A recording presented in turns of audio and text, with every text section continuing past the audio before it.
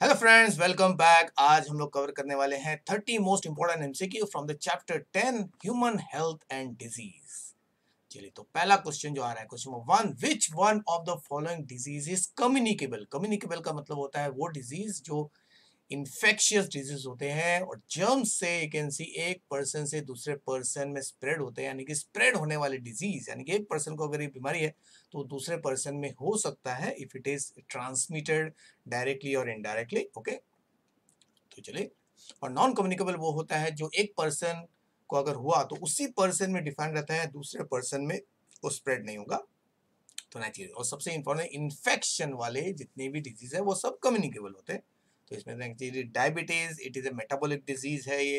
Rickets जो है वो न्यूट्रिशनल डिजीज, इसमें विटामिन डी की कमी होती है, विटामिन डी और कैल्शियम की कमी की वजह से रिकेट्स होता है। और स्कर्वी विटामिन सी की कमी की वजह होता है। और यहाँ पे मलेरिया आपको दिख रहा है, आपको मालूम है malaria is cause by protozoa जिसको कहते हैं प्लाज्मोडियम। उसके 4 स्पीशीज आपने स्टडी किए और उसको स्प्रेड करने का काम करता है एनोफिलिस मॉस्किटो। तो करेक्ट आंसर इज मलेरिया।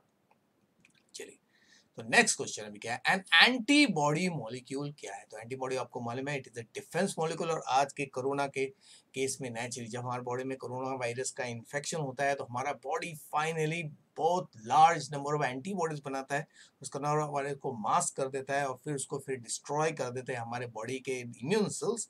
तो एंटीबॉडी कौन है? तो वेरी इंपॉर्टेंट क्वेश्चन। ओके, तो antibody is a chemical substance, a molecule है, okay, which binds specifically with an antigen। क्योंकि जैसा germ वैसा एंटीजन और वैसा corresponding antibody बॉडी तैयार करता है। तो इट्स वेरी स्पेसिफिक टाइप का you can see what reaction. Okay, and जिसको एक्वायर्ड इम्यूनिटी का सबसे main you can C reaction कहा जाता है, एंटीजन एंटीबॉडी इंटरेक्शन। और बाकी टर्म जो देखिए, WBC which invades bacteria and engulfed, वो आपके मोनोसाइट्स है, आपके न्यूट्रोफिल्स है। Secretion of the mammalian RBC, RBC कोई सिक्रीशन करता ही नहीं है। ओके, फिर cellular component of blood and plasma है आपके सारे WBC, RBC and platelets. Okay, lymphocytes. Okay, तो एंटीबॉडी नहीं। चलिए, नेक्स्ट क्वेश्चन क्या है, blood group A B can donate blood to. तो ए बी ब्लड ग्रुप हमें मालूम है यूनिवर्सल आपका रिसिपिएंट है, तो नेचुरली वो सबसे ले सकता है, लेकिन दे सकता है खाली अपने ही ब्लड ग्रुप को, ओनली ए बी। ओके, ओ सबको दे सकता है, यूनिवर्सल वैकेंसी डोनर है, लेकिन हाँ कंडीशन है कि खाली आरबीसी देना है या आरबीसी लेना है। ओके, होल ब्लड अगर रहेगा तो ओनली वैकेंसी कॉरस्पॉन्डिंग ग्रुप ही दे सकता है, जैसे ए को ए, बी को बी, ओ को ओ और ए बी को ए भी दे सकता है। लेकिन जब आप वैकेंसी खाली आरबीसी की बात करेंगे तो O is the universal donor and A B is the universal recipient. चलिए, नेक्स्ट क्वेश्चन है, which of the following can be caused by unsterilized needle? Okay, the needle are used to deliver the you can see medicine via syringe. They are used by you can see tattooing करने के लिए needles use किया जाता है। then you can see drugs, जो drug addict से होता है वो भी needles use किया जाता है। okay, acupuncture के लिए needles use किया जाता है। तो needle एक person ने अगर use किया और उसको बिना sterilize किया अगर दूसरे person पे use किया तो उससे कौन सी बीमारी हो सकती है? तो अल्टीमेटली नीडल प्रिक से जो इन्फेक्शन होता है वो ब्लड बॉर्न डिजीज होते हैं। ओके, तो कौन सा हो सकता है? तो वो बीमारी है आपका एड्स। एड्स है, हेपेटाइटिस बी हो गया। तो ब्लड से जो एक सी ट्रांसमिशन होते हैं वो अनस्टरलाइज नीडल की वजह से हो सकते हैं। ओके, और AIDS is one of the disease. Malaria आपको मालूम है, it is spread by can see anopheles mosquito. Elephantiasis ये क्यूलेस मॉस्किटो स्प्रेड करता है। Pneumonia is because of droplet nuclei, हवा से फैलने वाली बीमारी है। नीडल से इन तीनों का कोई रिलेशनशिप नहीं है। चलिए, क्वेश्चन नंबर 5, पैसिव इम्यूनिटी क्या है? तो पैसिव मतलब जब हमें रेडीमेड एंटीबॉडीज मिलते हैं उसको पैसिव कहते हैं, लेकिन ऑप्शन देखना पड़ेगा। Okay, acquired by activating immune system of the body, acquired through natural overt or latent infection, acquired through ready-made antibodies, हाँ अभी बता दिया। ओके, और acquired through vaccination। ओके, नहीं तो अभी देखिए वैक्सीनेशन स्टार्ट हो गया है कोरोना कोविड-19 के लिए। ओके, तो vaccination are nothing but the dead germs और इनएक्टिव जर्म्स जो जानबूझ के हम लोग बॉडी में डालते हैं ताकि बॉडी को लगे कि इन्फेक्शन हो गया और वो एंटीबॉडीज फाइनल तैयार कर देता है। लेकिन किसी वजह से अगर बॉडी खुद से एंटीबॉडी नहीं बनाता है तो फिर पैसिव तरीके से एंटीबॉडी प्रोवाइड किया जाता है, तो एक्वायर्ड। तो passive immunity is acquired through readymade antibodies. Okay, तो उसमें हमारा इम्यून सिस्टम का कोई फंक्शन नहीं रहता है, लोग बाहर से दूसरे एनिमल या दूसरे ह्यूमन से जो एंटीबॉडीज है, जैसे आपको मालूम है प्लाज्मा थेरेपी जो है, उसमें जो पर्सन कोरोना से रिकवर हो गए उनके बॉडी में 28 डेज तक एंटीबॉडीज का लेवल हाई होता है, उसको यूज किया जा सकता है to cure a person. Okay, चलो ओपीएम डेरिवेटिव, तो ओपीएम आपको मालूम है एक नार्कोटिक ड्रग है। ओके, तो उसके बहुत सारे डेरिवेटिव्स है, तो one of the derivative will be here. Okay, तो ओपीएम से नेचुरली जो सबसे कॉमन मटेरियल निकाला जाता है वो है हेरोइन, और हेरोइन जो है वो निकाला जाता है आपका दूसरे केमिकल से, जो सबसे पहले कैंसी पेन किलर के लिए यूज किया जाता था। ओके, उसको मॉर्फिन कहते हैं। तो मॉर्फिन से हीरोइन जो है एक्सट्रैक्ट किया जाता है। ओके, और हीरोइन में सबसे ज्यादा you can see what addiction की प्रॉपर्टी होती है, ये नशे की प्रॉपर्टी होती है और आदत लग जाती है पर्सन को। ओके, तो हेरोइन इज ए डिप्रेसेंट। चलिए next, an antiviral protein released by virus infected cells are called. Okay, ये भी इंपॉर्टेंट है, कोरोना से रिलेटेड है। तो वायरस जब किसी भी सेल को अटैक करता है तो वो सेल खुद सिग्नल्स रिलीज करता है आजू बाजू के सेल्स को, ताकि वो सेल्स के आपको उन पे वायरस अटैक नहीं कर सकता, अपने आप को ब्लॉक कर देते हो। And that chemical, blocker chemical जो है वो है interferon, which is a glycoprotein molecule. अगर केमिकल कंपोजिशन देखेंगे तो interferon is a glycoprotein molecule. Okay, histamine is a signal molecule for any damage, injury because of physical, chemical या biological injury के time पे हिस्टामिन रिलीज होता है। Pyrogen are the fear producing, you can see what particles या you can see agents. Allergens आपको मालूम है जिससे एलर्जी होती है। okay? चलिए, which one of following is the most accurate definition of the term health. तो हेल्थ हम लोग अलग अलग तरीके से डिफाइन कर सकते हैं कि भाई बीमारी नहीं है किसी को, कोई एकदम फिट है। ओके, तो स्टेटमेंट देखना पड़ेगा। ओके, तब मालूम पड़ेगा कि इन चार स्टेटमेंट से कौन सा स्टेटमेंट सबसे परफेक्ट डेफिनेशन है, और वो परफेक्ट डेफिनेशन WHO ने भी दिया है। ओके, तो रिफ्लेक्शन ऑफ स्माइलिंग फेस, यानी कि कोई पर्सन खुश दिख रहा है मतलब वो हेल्दी होगा, ऐसा नहीं है। हाँ, बैलेंस स्टेट ऑफ बॉडी और माइंड ये हो सकता है, this is one aspect of the health. Economic prosperity is also one aspect of the health. लेकिन जो फर्स्ट परफेक्ट डेफिनेशन है वो है the person should be physically fit, mentally fit and socially fit. That's why C is the most accurate definition, क्योंकि इसमें तीनों main aspect जो human के हैं, फिजिकल एस्पेक्ट मतलब सारे ऑर्गन्स बॉडी के ठीक से काम कर रहे हैं, बिहेवियर मतलब मेंटल, देखो परफेक्ट बॉडी और माइंड के बीच का जो रिलेशनशिप उसको मेंटल एस्पेक्ट कहते हैं, साइकोलॉजिकल एस्पेक्ट कहते हैं, और सोशल मीन्स उसका सराउंडिंग अच्छा है, you can see the relationship between the other members of the society बहुत अच्छा है। ओके, वो हंसमुख है। ओके, चलिए next question 9, which of the following is not a parasite but sorry, which of the following is only parasite. वो parasite है लेकिन pathogen नहीं है, क्योंकि आपको एक गिव रीजन भी था, all pathogens are parasite but all parasites are not pathogen. तो पैरासाइट मतलब वो ऑर्गेनिज्म जो आपके बॉडी में रहता है, चाहे ग्रो करने के लिए या मल्टीप्लाई करने के लिए या only for you can see what shelter के लिए रहता है। ओके, लेकिन अगर वो आपके बॉडी में रहने के साथ साथ बीमारी प्रोड्यूस करता है तब उसको पैथोजन के कैटेगरी में हम रख देंगे। ओके, तो फिर आपको क्लियरली देखना है। ओके, यानी कि एक ऐसा पैरासाइट जो बीमारी प्रोड्यूस करता है उसको पैथो का मतलब ही होता है डिजीज, जन मतलब जनरेट करने वाला। ओके, तो एंटीमीबा ये सारे के सारे पैरासाइट है। ओके, लेकिन और सॉरी ये सारे के सारे एक ऐसे पैरासाइट है, लेकिन उसके साथ साथ इनमें पैथोजन कौन कौन है। एनोफिलस जो है वो पैरासाइट है लेकिन पैथोजन नहीं है, क्योंकि इसका काम जो है खाली आपका ब्लड सक करना है, इस प्रोसेस में वो बीमारी प्रोड्यूस नहीं करता है। मलेरिया का ये वेक्टर है, कैरियर है, और एक्चुअली मलेरिया को कॉज करने वाला जो एक्चुअल एजेंट है वो प्लाज्मोडियम। ओके, तो एस्केरिस आपको मालूम है it is the parasite which causes ascariasis. Okay, जिसको एंटीमीबा से होता है आपका अमीबियासिस, और टीनिया से होता है आपका राउंड वर्म बीमारी। Okay, that's why taenia, ascaris and entamoeba they are parasites which acts as a pathogen। और क्वेश्चन के हिसाब से which of the following is only parasite but not the pathogen is the mosquito। Anopheles mosquito is only parasite। और कौन सा parasite? external parasite, ectoparasite है वो। Okay, चलो question number 10, which of the following is the specific symptom of typhoid। तो हर बीमारी में एक स्पेसिफिक सिम्टम्स डेवलप होते हैं, इनके कलेक्शन को सिंड्रोम कहते हैं। ओके, जैसे यहाँ पे दिख रहा है आपको, जैसे progressive high fever, red rash होता है क्या, बाकी देखते हैं। Red raised you can say ring structure, itching intense होती है मतलब रिंगवर्म का इन्फेक्शन है, टाइफाइड का नहीं है। डायरिया हुआ है, एब्डोमिनल क्रैम्प है मतलब या तो आपका स्कैरियसिस है, नहीं तो आपका एमीबियासिस का यू कैन सी बीमारी है, फिर शिवर, ओके, शिवरिंग है, चिल है, सीवियर चिलिंग हो रही है, उसके बाद में तेज बुखार, उसके बाद में स्वेटिंग, मतलब मलेरिया 100% है। अल्टीमेटली एक ही बचा, टाइफाइड।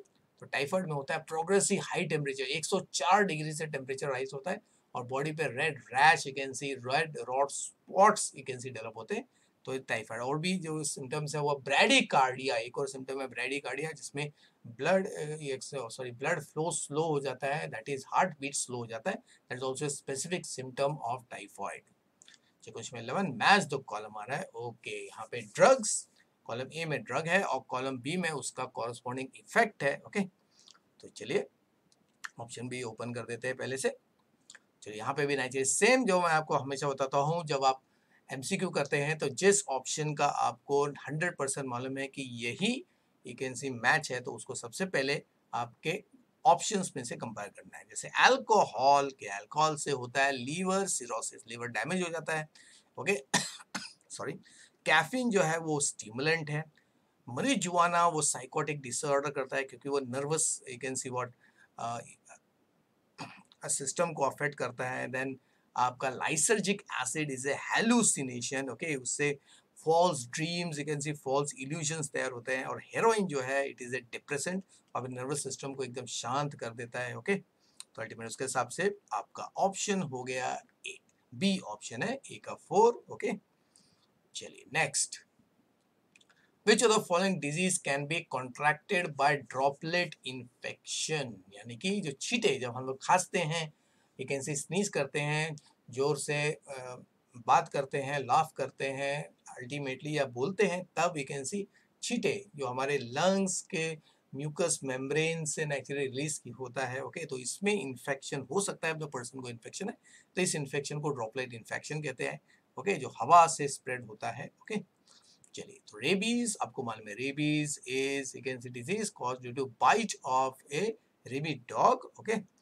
तो उसका पॉजिटिव एजेंट बैक्टीरिया है। देन निमोनिया, आपको हवा से आपको मालूम है, निमोनिया मतलब लंग का यू कैन सी डिसऑर्डर। और आपका रेस्पिरेटरी डिजीज जितने भी है सब ज़्यादा करके ड्रॉपलेट इन्फेक्शन से होता है। मलेरिया मालूम है वो मॉस्किटो बाइट से स्प्रेड होता है। फिर चिकन पॉक्स, ये कॉन्टैजियस है, कॉन्टैक्ट से होता है। तो अल्टीमेटली आंसर इज निमोनिया। और निमोनिया एक ऐसा बीमारी है जिसमें you can C physical, chemical और बायोलॉजिकल एजेंट किसी भी यू कैन सी टाइप के डैमेज से, ओके, निमोनिया हो सकता है। निमोनिया सिंपली मीन्स है कि आपके जो अल्वियोला है, एयर सैक्स है, वो ब्लॉक हो गए हैं, क्योंकि इसमें या तो पल्स, नहीं तो पानी, नहीं तो एक्सुडूट या सिक्रीशन जमा हो गया, जिससे ऑक्सीजन और कार्बन डाइऑक्साइड का एक्सचेंज हो जाता है, you can see what block, और उससे पर्सन को एक रेस्पिरेटरी शॉक लगता है, जिससे वो मर भी सकता है। और कोरोना का टर्मिनल इफेक्ट निमोनिया ही होता है, ओके।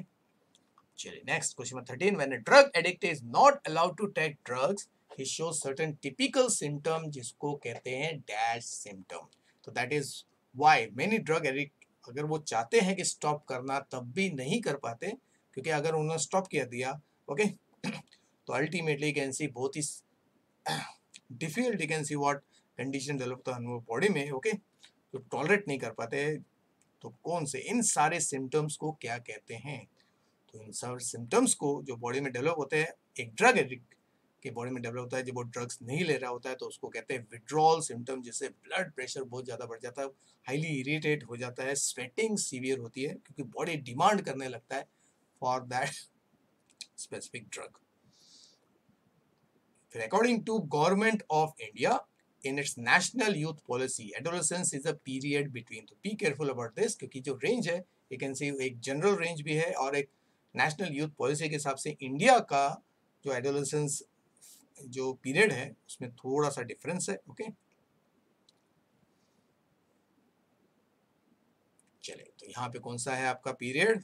तो अगर जनरल रेंज देखेंगे तो वो 10 to 19 एज है, लेकिन according to government of India national youth policy के हिसाब से the period is between 13 to 19 years. हाँ, इसमें खाली क्वेश्चन नंबर 13 का देखता हूँ। देखिए, शॉक और एनाफाइलेटिक, यानी कि जब सीवियर एलर्जी होती है किसी पर्सन में अल्टीमेटली, ओके, और सीवियर इंजरी होती है तो शॉक लगता है, okay.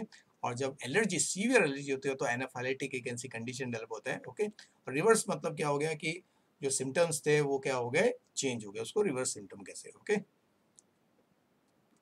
Stimulant present in the T is, चाय में कौन सा स्टिमुलेंट होता है? तो वेरी सिंपल क्वेश्चन, ओके। तो हमने चाय में बहुत सारे कंपोनेंट है, दो कंपोनेंट यहाँ पे दिए हुए हैं। जो ब्राउन कलर है टी का वो टैनिन की वजह से होता है, और जो स्टिमुलेंट प्रेजेंट है वो है कैफीन की वजह से, ओके। और crack is the other name of heroin, heroin को क्रैक भी कहते हैं, और कोकेन भी एक स्टिमुलेंट है, ओके। लेकिन चाय में कैफीन होता है। Which of the following is caused by smoking की वजह से कौन सा, ओके, सीवियर कंडीशन डेवलप होता है लंग्स में, okay. And it similar to, you can see pneumonia only, okay. जैसे निमोनिया में आपके जो अल्वियोला सैक्स है, टर्मिनल एयर बैग्स है, वो ब्लॉक हो जाते हैं, उसमें यू कैन सी लिक्विड जमा हो जाता है, पस जमा हो जाता है, जैसे ऑक्सीजन और कार्बन डाइऑक्साइड एक्सचेंज नहीं होता है। तो यहाँ पे भी सेम कंडीशन होता है, लेकिन इस कंडीशन में अल्टीमेट स्मोकिंग की वजह से दो स्मोक पार्टिकल्स वो अल्वियोला को डैमेज कर देते हैं, और alveola is not able to function properly, उसकी इलास्टिसिटी लॉस होती है, and this condition is very severe, okay, more severe than pneumonia, और उसको कहते हैं एम्फाइजिमा, ओके। क्योंकि पूरा काला मटेरियल कैंसी लंग्स के अंदर डिपॉजिट होता है। ट्यूबरकुलोसिस वो इन्फेक्शन की वजह से होता है, okay. Mycobacterium, okay. Liver cirrhosis तो अल्कोहल की वजह से होता है। जॉन्डिस उसका इन्फेक्शन भी है, या तो अल्कोहल की वजह से भी जॉन्डिस होता है, ओके। चलो question number 17, both B cells sorry and T cells are derived from, the B cell and T cells are actually lymphocytes, okay। तो ये दोनों, यानी कि ये दोनों सेल्स एक्चुअली लिम्फोसाइट है। तो लिम्फोसाइट किससे डिराइव होते हैं, ओके। तो लिम्फ नोड में तो वो स्टोर होते हैं, मेच्योर होते हैं। थाइमस में टी सेल मेच्योर होता है, स्टोर होता है। लीवर यू कैन सी का इन्वॉल्वमेंट नहीं है, लेकिन तो B cell and T cell generally stem cell, जो बोन मैरो में स्टेम सेल्स होते हैं, ओके, लिम्फोइड टिश्यू कहते हैं उसको, उनमें से डिराइव होते हैं, ओके। चलिए next question 18, carcinoma is the cancer, सबसे कॉमन टाइप का कैंसर है द कैंसर जिसको कार्सिनोमा कहते हैं, ओके। ओमा मतलब you can C tumour formation, okay. तो कौन से सेल्स का ये होता है? तो एक्चुअली कार्सिनोमा नेचुरली बॉडी के जितने भी स्किन है, हर ऑर्गन का स्किन है, बॉडी का आउटर स्किन है, तो एपिथेलियम लेयर जो होता है उसी को सबसे ज्यादा इरिटेशन फेस करना पड़ता है, चाहे वो केमिकल है, फिजिकल है, बायोलॉजिकल है, क्योंकि हर चीज का अटैक सबसे पहले किसी भी ऑर्गन के एपिथेलियम के साथ होगा, इंटरनल या एक्सटर्नल। तो एपिथेलियम के कैंसर को कार्सिनोमा कहते हैं। चलिए next, A person is preparing food in an unhygienic place can be a major source of spread of disease, यानी कि जहाँ पे भी नेचुरली साफ सफाई नहीं है, अनहाइजीनिक मतलब जहाँ पे क्लीनलीनेस नहीं है, तो वहाँ पे कौन सी बीमारी स्प्रेड होने का चांस सबसे ज्यादा है, ओके। यानी कि food and you can C water borne disease फैलता है, जो मक्खियों से भी फैल सकता है, कॉकरोचेस से भी फैल सकता है। तो कौन सी बीमारी है दोस्तों? तो वो है आपका टाइफॉइड। टाइफॉइड हो गया, यानी कि आपके डाइजेस्टिव सिस्टम से रिलेटेड जो भी इन्फेक्शन है, एस्कैरियोसिस हो गया आपका, अमीबियासिस होगा, तो अमीबियासिस, एस्कैरियोसिस और आपका टाइफॉइड, ये तीनों फीको ओरल डिजीज माने जाते हैं, ओके। जो अनहाइजीनिक फूड, ओके, या फूड या वाटर जो कंटेमिनेट होते हैं जर्म से, उनके लिए। रिंग बम हमें मालूम है वो फंगस से कांटेक्ट से होता है। Syphilis is a STD, sexual transmitted disease, और निमोनिया एयरबोर्न डिजीज है, ओके। चलिए, identify the part of the virus marked in the figure, okay. तो हर वायरस के सरफेस पे, तो ये आपका सरफेस है, some specific molecules are there. तो एक मॉलिक्यूल यहाँ पे दिख रहा है राउंड का, ओके। तो इन मॉलिक्यूल्स को क्या कहते हैं? मॉलिक्यूल्स को कहते हैं एपिटोप, यानी कि सरफेस पे जो मार्कर मॉलिक्यूल को एंटीजेनिक डिटरमिनेंट्स भी कहते हैं, और इन्हीं एंटीजेनिक डिटरमिनेंट के खिलाफ हमारा बॉडी, एक पर्सन का बॉडी जो है एंटीबॉडीज तैयार करता है, ओके। तो डैश में develop in the second child if RH mother does not take anti D, मतलब एंटी RH एंटीबॉडी का इंजेक्शन अगर नहीं लिया, तो सेकेंड चाइल्ड में नेचुरली हो सकता है एक बीमारी, एक सीवियर बीमारी, जैसे बच्चे में severe jaundice, severe anaemia, brain damage और किडनी डैमेज होता है, ओके। तो इसको कहते हैं, इस बीमारी को क्या कहते हैं? इस बीमारी को एरिथ्रोब्लास्टोसिस फेटालिस कहते हैं, यानी कि न्यू बॉर्न बेबी, यानी कि before birth itself we can see the condition develops. और उसका दूसरा नाम है HDN, haemolytic disease of neonatal. Haemolytic मतलब blood cells will be you can see damage, specially RBC, okay. Neonatal मतलब न्यू बॉर्न बेबी का। तो एड्स तो हमको मालूम है, it is a acquired immunity disorder, okay. इसमें इम्यून सिस्टम जो है हमारा वीक हो जाता है, जिसमें टी सेल्स और बी सेल का नंबर कम हो जाता है। उसमें टी सेल्स ज़्यादा इंपॉर्टेंट है, क्योंकि एड्स का जो वायरस है that HIV it attacks the आपका टी सेल्स ओनली। CHD हो गया कोरोनरी हार्ट डिजीज, तो हार्ट से रिलेटेड है। और SCD is a genetic disorder जिसमें सीवियर कंबाइंड इम्यूनोडेफिशिएंसी होते हैं, यानी कि the child is not able to produce T cells and B cell right from the can see what birth, okay, severe acquired immunity की deficiency होती है।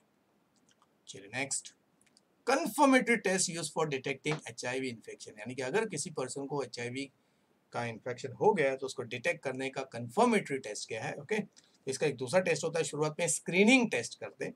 तो screening test में खाली चेक करते हैं कि एंटीबॉडीज है कि नहीं, तो एंटीबॉडी चेक करना स्क्रीनिंग टेस्ट माना जाता है। तो वो है एलाइजा, एंजाइम लिंक्ड इम्यूनोसॉर्बेंट ऐसे, ओके।